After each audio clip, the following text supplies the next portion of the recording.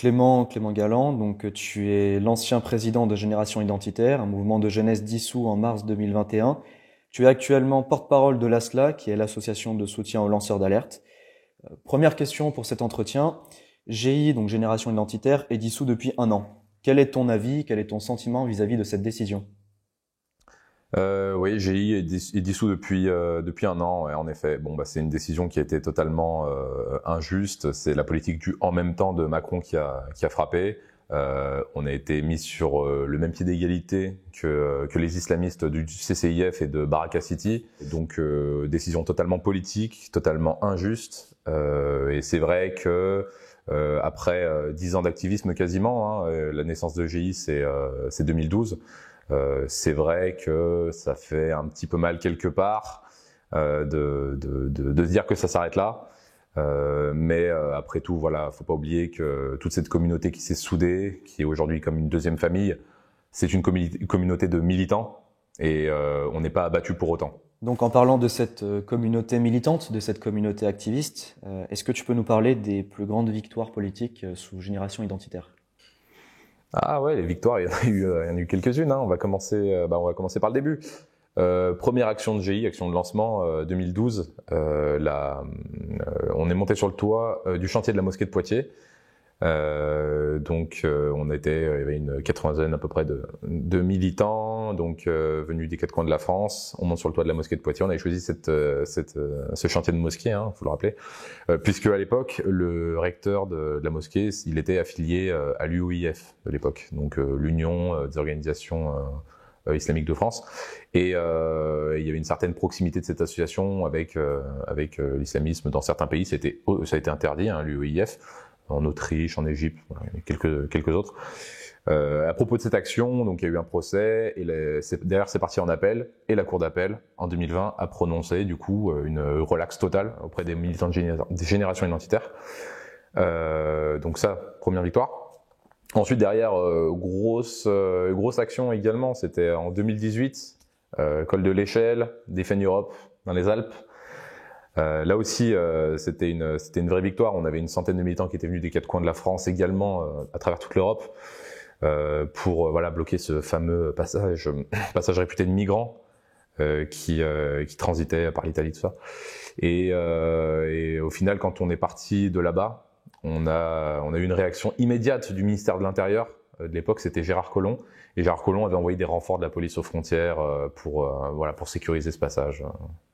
Donc au final, on se rend compte à travers cette action que c'était plus une question de volonté politique. Non, mais c'est tout à fait une question de volonté. De toute façon, la manœuvre elle est très simple pour le ministère de l'Intérieur. Il l'a démontré à la suite de notre départ des lieux de cette action.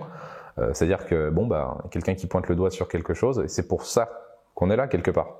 On a pointé le doigt sur quelque chose, sur un problème, pour que le sujet soit saisi par les autorités, pour que ça rentre dans le débat.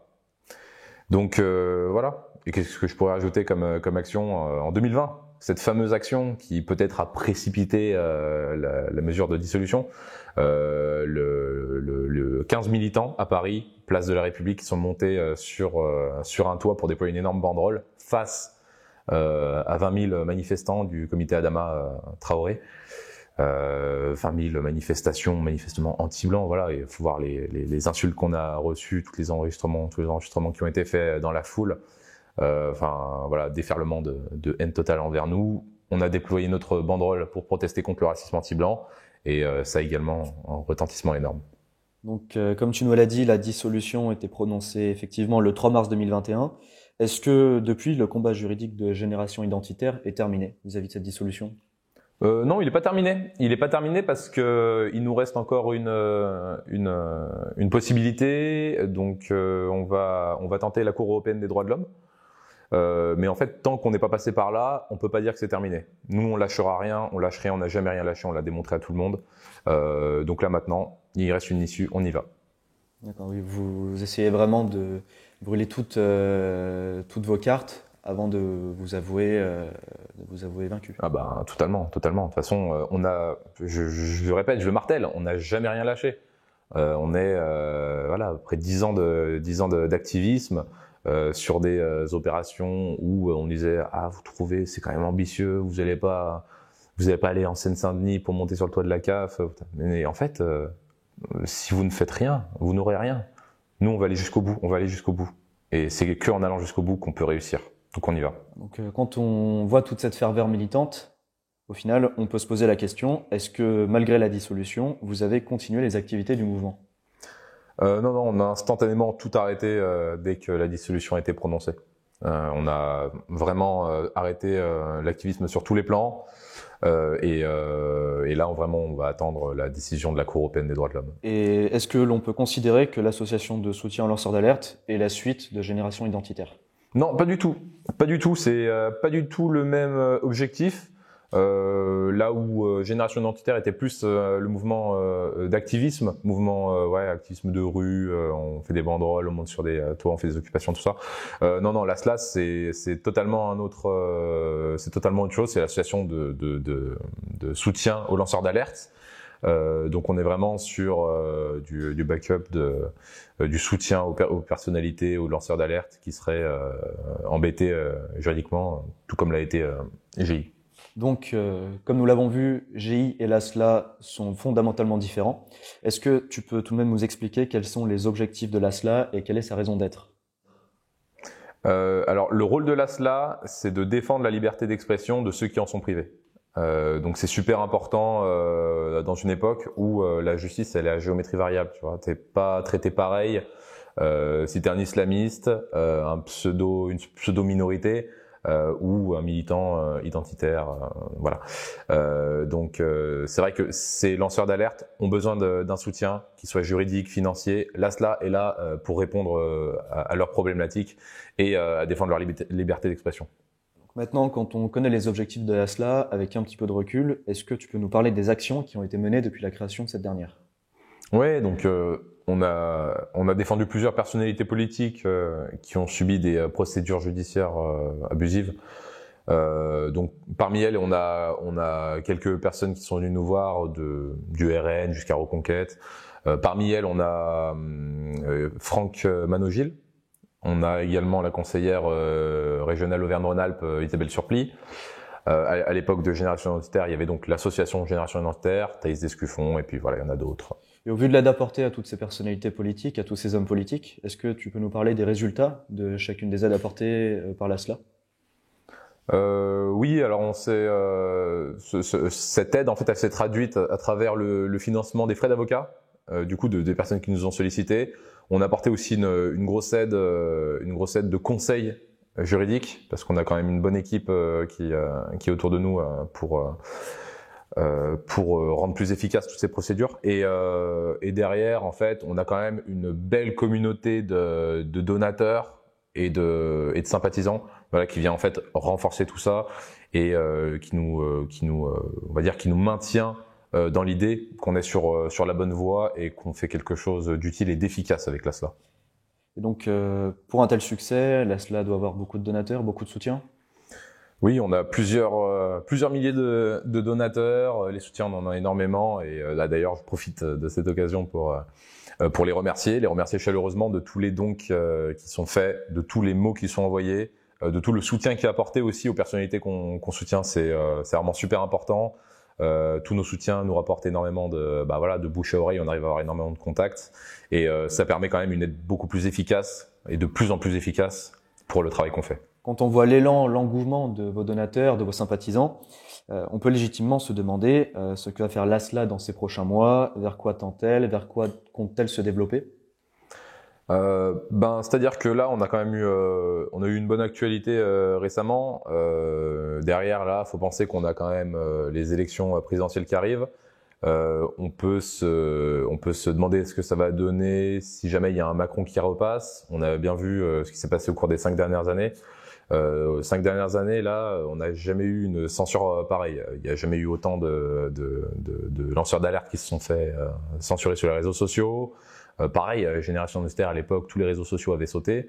Ça, c'était pas arrivé avant, quoi. C'était jamais arrivé. Donc voilà, je pense que ce qui se profile, si Macron est réélu, on va aller vers une aggravation de la liberté d'expression Et en fait, on aura de plus en plus de boulot, inévitablement. Donc, on aura besoin de plus en plus d'énergie. Voilà. C'est pour ça que moi, je tiens à mettre l'accent là-dessus. Au vu de tout ce qu'on a pu voir au cours de ce dernier quinquennat, tous les groupes, tout plein de groupes politiques qui se sont fait dissoudre. Donc, j'invite tout le monde à nous rejoindre dans ce mouvement de l'ASLA. Tu viens de nous parler justement de la situation actuelle. Donc, nous sommes en pleine période électorale pour les élections présidentielles de 2022. Est-ce que tu peux nous donner ton avis sur ces élections? Oui, bon, pour moi, ces élections, elles sont incertaines quand même. Elles sont incertaines pour plusieurs raisons. On va dire que la première, est-ce qu'elles vont être maintenues? Voilà, du fait de la guerre en Ukraine, on ne sait pas comment ça va se passer. Est-ce que ça va être maintenu déjà d'une part? Deuxièmement, on a également voilà le prétexte sanitaire entre guillemets. Est-ce que pareil, elles seront maintenues sous telles conditions? Est-ce qu'il va falloir être vacciné pour aller voter? Et puis dernièrement, on a également un débat politique public aujourd'hui qui est pas très équitable. C'est-à-dire que il y a tous les candidats qui ont été validés selon les règles en vigueur, mais ils n'ont pas tous les mêmes droits, ils passent pas tous sur les débats télévisés, pardon. Et en fait, voilà, on peut se poser légitimement la question, ouais, est-ce que ça va bien se passer? Non, enfin, du moins normalement ou comme précédemment, comme les autres années, quoi. Aujourd'hui, je pense que quand même, ça reste un devoir, véritablement un devoir d'aller voter. Il faut absolument que chacun prenne le temps et mesure l'enjeu qu'il est aujourd'hui d'aller voter. C'est-à-dire que voilà, si vous allez voter, il n'y a pas quelqu'un qui, enfin, on va le faire pour vous, mais c'est pas le résultat que vous allez espérer. Donc moi, j'aurais tendance à dire qu'on est à un tournant politique des libertés individuelles et collectives. Et aujourd'hui, il faut absolument que tout le monde aille voter. Donc, tu as évoqué la question de la responsabilité du vote pour les prochaines élections. Peux-tu nous dire pour qui tu comptes voter cette année? Moi, je voterai pour le candidat qui saura dresser le constat alarmant de la situation actuelle en France et qui aura le courage, qui saura proposer des vraies solutions, des vraies mesures politiques pour répondre à ça. Pour moi, c'est l'urgence actuelle. Et quels sont pour toi les critères qui construisent cette urgence actuelle? C'est quoi? C'est plus l'insécurité, c'est plus l'identité? Voilà, moi j'ai toujours tendance à soulever ces sujets. Il faut dire que c'est mon cœur de bataille. J'ai passé 10 ans chez Génération Identitaire. Ces thématiques, elles me sont chères. Et c'est vrai qu'aujourd'hui, je me reconnaîtrais plus dans un discours qui viendrait à dénoncer l'insécurité, l'immigration, faire la promotion de l'identité, toutes ces thématiques-là qui me sont chères. Donc voilà. Au final, avec le portrait que tu nous dépeins de l'actualité des élections, quel message souhaites-tu adresser aux lanceurs d'alerte et aux soutiens à travers l'ASLA? En fait, le système est en train de se radicaliser. Et le gouvernement prend un tournant autoritaire. Aujourd'hui, il est crucial que les Français regardent bien leur avenir droit dans les yeux et se posent les bonnes questions. C'est-à-dire que en fait, on peut plus se plaindre, rester dans notre coin et se plaindre de l'effondrement de notre pays. Maintenant, il faut agir. Et en fait, ceux qui agissent, ils ont besoin qu'on les défende. Et nous, on est là pour ça. Au final, est-ce une incitation à s'engager dans une structure militante? Je vais pas. En fait, tout le monde n'est pas fait pour monter sur un toit. Tout le monde n'est pas fait pour monter sur un toit, déployer une banderole, voilà, devant 20 000 manifestants hostiles. Tout le monde n'est pas fait pour militer tous les jours. Aujourd'hui, ce qui peut être envisagé, c'est de nous soutenir sur le site de l'ASLA. Voilà, je donne le site de l'ASLA, c'est asla.fr. Et puis derrière, en fait, les Français, s'ils sont divisés, s'ils sont séparés, s'ils sont isolés, ça permettra pas la victoire. La victoire, on va l'avoir en s'organisant, en se structurant. Et aujourd'hui, l'ASLA est là pour justement organiser la défense judiciaire des lanceurs d'alerte. Aujourd'hui, la victoire en justice, elle est possible. Elle est possible, même avec ce système biaisé. C'est totalement possible, il suffit de s'en donner les moyens. Nous, on est là pour donner les moyens. Et que tous nos soutiens en soient sûrs, nous, on lâchera rien.